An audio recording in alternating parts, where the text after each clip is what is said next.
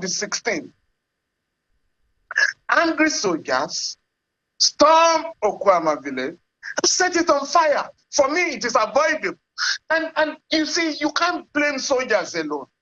There is a general position in the society whereby, because of loss of confidence in the judicial system, everybody, embraces mob justice. Even the statement of the president yesterday, we are in a civilian, a democratic system of government. The president cannot order military authorities to fish out civilians involved in a heinous crime. That is the duty of the police. In this case, it was reported by the chief of defense staff. This I read that on Saturday, General Christopher Musa, that some arrests have been made. So what I expected the authorities in Delta State to do on that day was to have these suspects transferred to the police so that on Monday morning, this morning, they will be charged before the court. And a statement ought to have been made. We've arrested the criminal elements. We are going to have them arraigned in court on Monday. At least that will go a long way to douse the tension that was allowed to mount, culminating, unfortunately, in the attack on Okuama village. We saw this in Zakibia. We saw this in Odi. We saw it in Baramotu. And when people went to court, nobody was talking of those who were killed. Nobody was looking for the criminals that killed. It was like a question of those who were made victims through collective punishment, which is not part of our law. So Femi Falana there with some perspective about our conversation. And joining us to talk more about this unfortunate situation that happened in March of last year, we have Professor Patrick Mobogari. Professor Patrick Mobogari. He's the representative of the World Council of Urhobo Professors. You're from Okuama community as well. No, certainly not. Not, but I'm Urhobo. You're Urhobo. Yes. So the Okuama community, they are Urhobo people. They are Urhobo. I mean, is there an update on what's going on there right now? The reports that we're getting is that it's still a very volatile area and a lot of extrajudicial killings are still going on there. The latest update on that will be the closing of the camp at a Women town. Because when the incidents occurred, when the town was destroyed twice within the period, the indigenes were now taken to a camp established by the state government at Ewu. I think that camp was closed about a week or two ago, right? And the people are going back to their empty land now to see what they can do for themselves. And they ain't do anything there? They cannot do anything for themselves unless we come to their assistance. They cannot, because the entire town was brought down 2 times. Was brought down 2 times. By the military, by the army, not just by the Nigerian army. In retaliation for the killing of the soldiers by whom they know not. Up to today, they do not know who killed the soldiers, but there was a lead. There was a lead as to who killed the soldiers.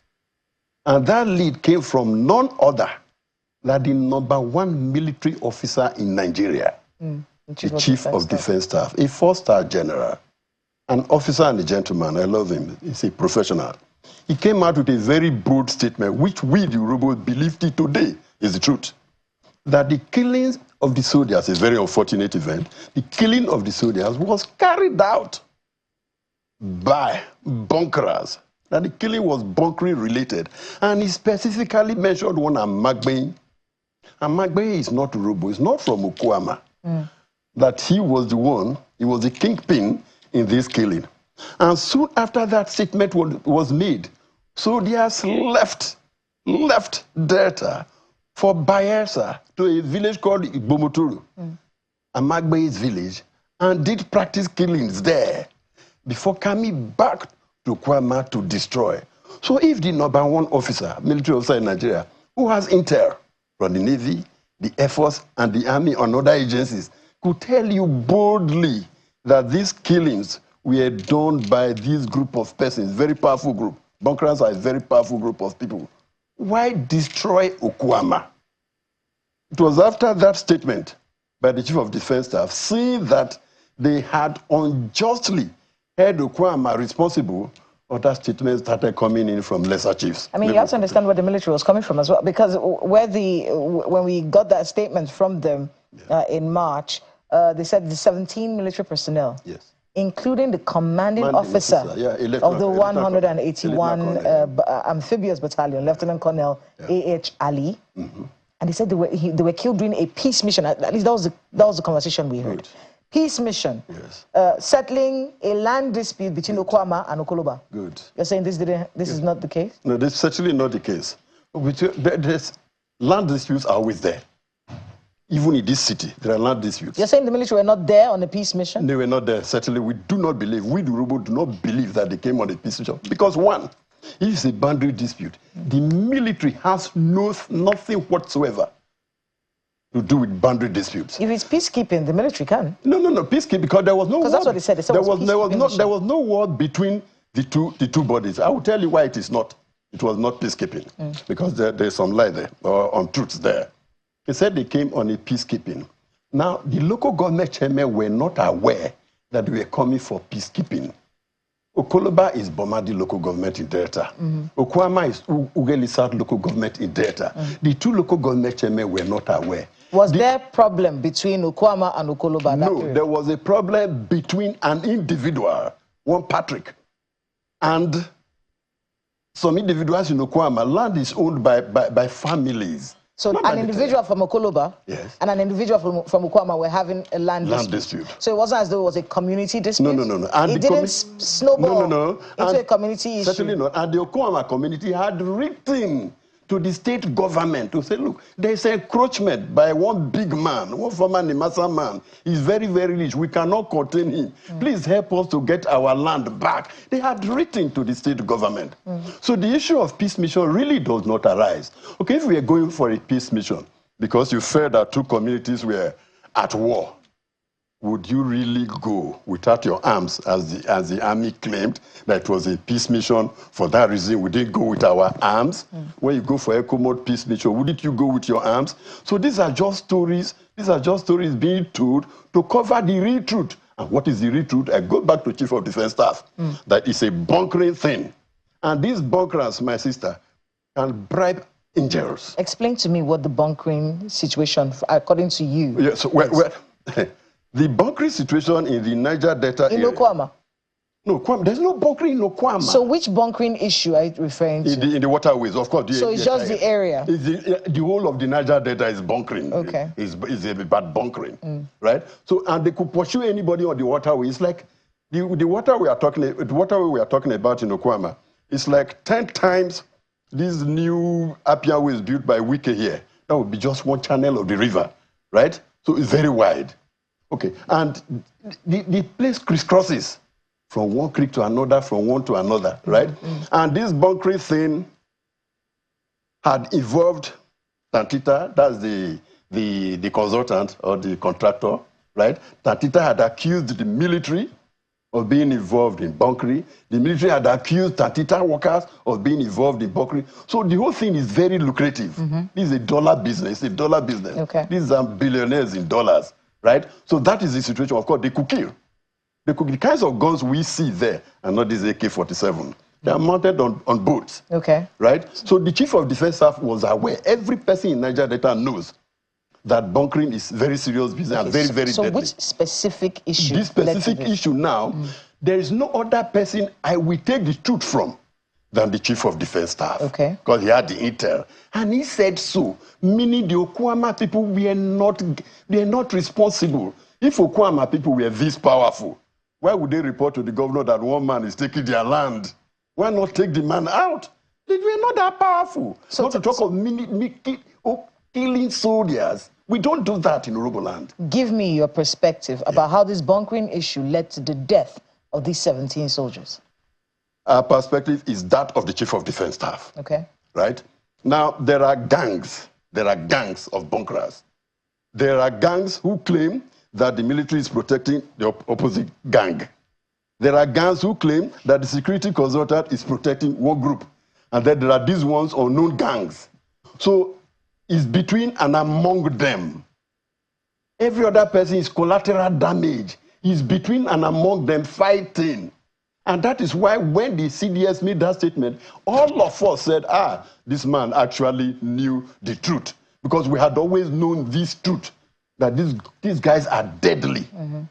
So it's not Okuama matter. So when he now said, for example, after the first destruction of Okuama, there was not a second destruction. If it was a gang issue. Yes. If it was these gangs infighting between them for whatever nefarious reasons that led to the killing of these soldiers, whether in retaliation or whatever, how did that involve Okuama community? How come the accusation came to the men from Okuama? This is the mystery of the whole thing. It's a mystery. Nobody can understand how Okuama got to be involved in this matter. Perhaps we can hazard a guess. This thing happened in the waterfront of Okuama. We are very familiar with it. There was once in my village, a trailer was carrying cows to Port Harcourt. My village is on the Warri-Port Harcourt highway. It had an accident and cows ran into the bush. Some died, some survived. Now the owners of the cows were looking for the cows that survived. Some had gotten missing naturally. And then police just came and wanted to bundle the traditional ruler. At 2 a.m., the community resisted. Why? You must go and look for our cows because these things happened in your territory.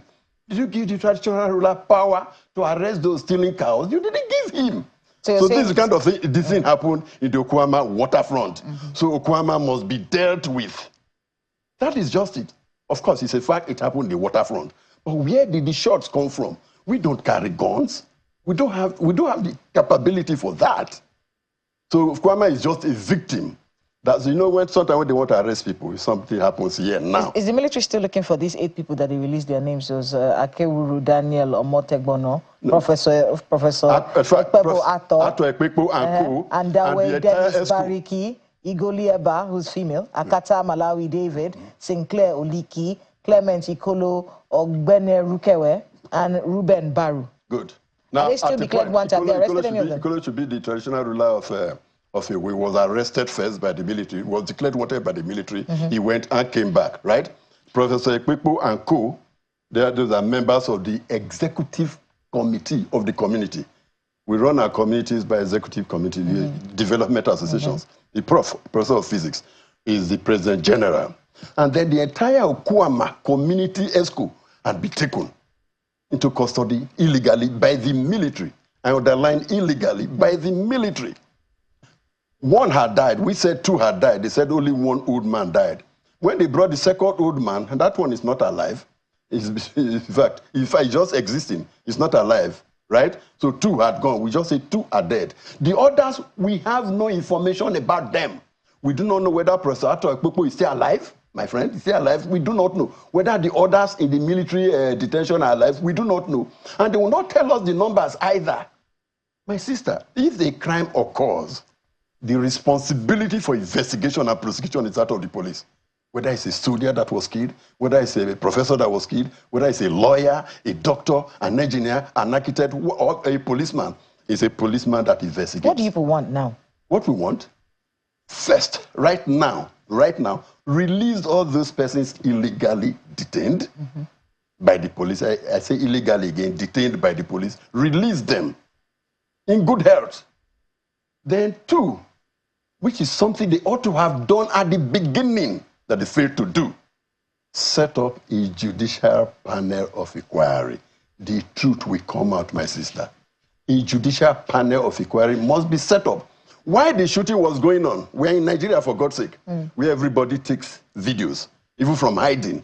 You are familiar with that? When there are accidents, people, armed robbers are robbing Nigerians. So those are the 2 things you want? Yeah, no, certainly a judicial panel of inquiry. Yes, and the release of your... No, more than that. Apology. From who? The military? From the Nigerian government to Okuama. Okay. And then compensation. You must rebuild Okuama. You just have to. You see, what happened was that when the commander-in-chief in anger, gave that order. Bring the perpetrators to book. To justice. Bring the perpetrators to justice.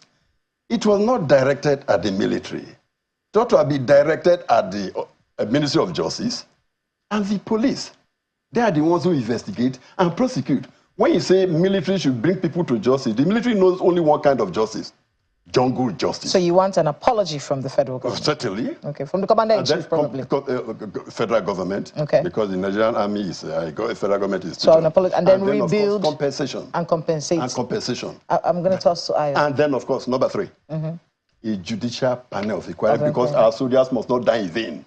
As we speak, they have died in vain. Let's get Ayo to ask you a few questions. Go ahead, Ayo.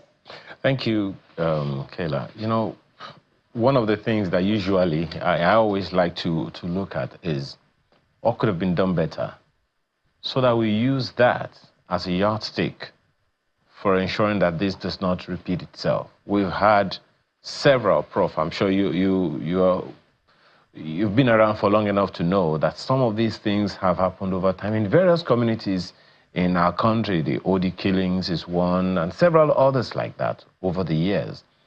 Is it possible that the community leaders could have foreseen this and forestalled it? First, what could have been done better? But let me take the last one, whether the community leaders would have foreseen this and forestalled it. I'm saying categorically that this community is not in any way involved. So they could not have seen, they are not in charge of the waterways. This community, Okuama community, is not in charge of the waterways. Cannot stop people from passing, cannot stop Tantita or the military from passing through the waters. One of the branches of the River Niger. They cannot. So if they saw it, of course, in Delta State, most arrests that are made by the police are made by community leaders. It's very common in Ughelli North. When the police wants anybody in the community for one crime or the other, they go to the President General of the community to help bring this character to the police station. We do that. Now to the question of what should have been done better. As soon as this thing happened, as soon as the Chief of Defense Staff knew that it was bunkering related and soldiers had been killed, and these soldiers must not die in vain, a judicial panel of inquiry should have been put in place immediately. Now, it's possible that those who could have given evidence have been killed in Okuama. And people can suspect that they were killed to cover evidence. They were killed to protect those who carried out this act. I'm 100% sure that the Okuama people did not carry out this act. I'm also 100% sure that those who carried out this act are escaping further and further every day because you are deliberately looking at the wrong direction. And that wrong direction is Okuama. Okuama does not have what it takes to have those weapons. They've never been known for that. It's a farming and fishing community. Always asking government officials to bring one school, one dispensary, or one thing or the other to the community. They are not known for that. We don't have the capacity for these weapons that these bunkers have. But I thank God again, and I always thank God, that the CDS said it is bunkering related. Not that Okuama people were involved in bunkering, not that Okuama people killed those young officers and men of the Nigerian army. And it hurts me that for as long as we continue to concentrate on Okuama, so long shall the killers escape or be protected. And this must not be. You know, one of the things that also, play out from time to time between the military and the people is what they call the civil-military relations. Now, yes, expectedly, that would douse some tension. Do you think that tension has been doused in any way? No, see, the military in Nigeria is not yet civil enough. I'm sorry to say that, not yet civil. They look at the civilian as blood. You know, they use the term bloody civilian. I thought that ended in the 70s, Prof. No, they still use it. They still use it. They still use it. Bloody civilian. They mean nothing. And there's no army without the people. If people have the army, the Nigerian army does not belong to the soldiers. The Nigerian army does not belong to the army. The Nigerian army belongs to Nigeria. It is our army. Must take directives from civilian authority. But to carry on as if there is no civilian authority, you are in charge. No, left to me. In my anger, I would say, whoever ordered those people to go on that mission, whoever did that, be it brigadier general or whatever, by now should have been court-martialed. Because you sent them on a wrong mission. It's like they were set up to be killed. For what purpose? Is it for bunkering purpose? And for what is happening now? Yes, I agree it's for bunkering purpose, because the bunkerers who have been identified or focused on by the Chief of Defense Staff to be responsible are not being nobody, no bunker has been picked up. Not even Amagbe has been picked up. Amagbe, because of whom the soldiers went after the CDS speech to Bomoturu to destroy, has not been picked up. Why? Is it that between and among them there is some real peace now being negotiated, or what? And let me take you further, sir. First, we asked, how could 17 officers and men be so easily brought down without a shot coming from them? We were told that because it was a peace mission, they didn't carry their weapons. Fine. Then during the second wave of destruction of Okuama by the army, after the first wave, they went for a second wave. Army, why are you coming again now? You've already destroyed the place. They said, we are looking for our weapons. Which weapons could you be looking for when you said because it was a peace mission, you didn't carry weapons? These stories don't tally. They were all after us. Any statement made by the military after the statement of the Chief of Defense Staff is an afterthought. And then the destruction of Okuama is just to let the soldiers in the barracks, other soldiers in the barracks know that yes, our soldiers were killed, we destroyed the town. Just to assuage feelings. But I'm not assuaged. I'm not happy about that. The truth is somewhere known to the CDS, known to Commander-in-Chief, known to the top hierarchy of the military, that these persons who did this thing are still very much around. And information could still come. If there's a judicial panel of inquiry, Nigerians always volunteer information. The army came, they set up a panel. Till today, we've not heard. They spoke to themselves in Government House Asaba and left. The House of Reps came, drove around, enjoyed themselves, and went back. No report. Not 1 minute silence for Okuama people in the Senate or the House of Reps, because they don't exist. Because soldiers were killed by people known to soldiers. They were killed by people known to soldiers, not to us. Why punish us? Why? Because we are soft targets? Okuama people are soft targets, they are not armed. And now they make jest of soldiers. You've left Katsina, where 22 local governments are under control of bandits, and you're coming to Okuama to kill people. You've left Northeast, where more than half of Borno State has been taken over by Boko Haram. If you go into military formations to kill them, you are coming to a soft target. And there is what we call fire discipline in the military. A soldier does not open fire on an unarmed person. It's never done. Even in war. On paper. In Nigeria, on paper, yes. Even in war. On paper. Yeah, even in war, where you face the enemy who is armed, when that enemy drops his arms and raises his hands, no trained soldier fires. I mean, now that you brought that up, because it's actually a conversation, not just in Nigeria, around the world. So we have a situation where many people, many criminals, use this rule as an excuse. So what they do is they carry terrorists and hide under civilians. What do you want the military to do in this kind of situation? And imagine, I'm not saying that's what happened. Is it possible that many people from the community may have been protecting a lot of these people? The statement from the military says, he says that Lieutenant Colonel Ali's efforts to curb illegal oil operations could have motivated the assault. Thank you, ma. You've spoken for the Urhobo people. His efforts to curb oil theft. Is it impossible that people from Okuama were part of this? No, impossible. Impossible. We are not into it. Something that makes money like that. No, we are not as sophisticated as that now. Prof. All right. They have prof from there. Fortunately, ma, I will always say this Chief of Defense Staff is my friend for life. He knew the truth and told the truth. Maybe because he's a Christian. He knew the truth and told the truth. This thing is bunkering, no. His bunk is not about boundary, and the kingpin. The kingpin was known, ma. The kingpin Amagbe was known to the military. And then the kingpin was traced to Gbomoturu. Just before you leave, yes. Just so you can reiterate what it is that you want from the government now. Yes. We're in 2025. Yes. You said that there's still no peace in that place. And those who have left the camp that was closed last week have gone back to empty land. They can't do anything there. Yes. So here are the things that you're asking for. Number one. One, because I'm a patriotic Nigerian, those soldiers must not die in vain. Judicial there panel must be of inquiry. A judicial panel, okay. Right? To unravel these things, to unravel the truth. Two. That is one. Two, an unreserved apology from the federal government. Three. For what has happened to Okuama. Compensation to Okuama community.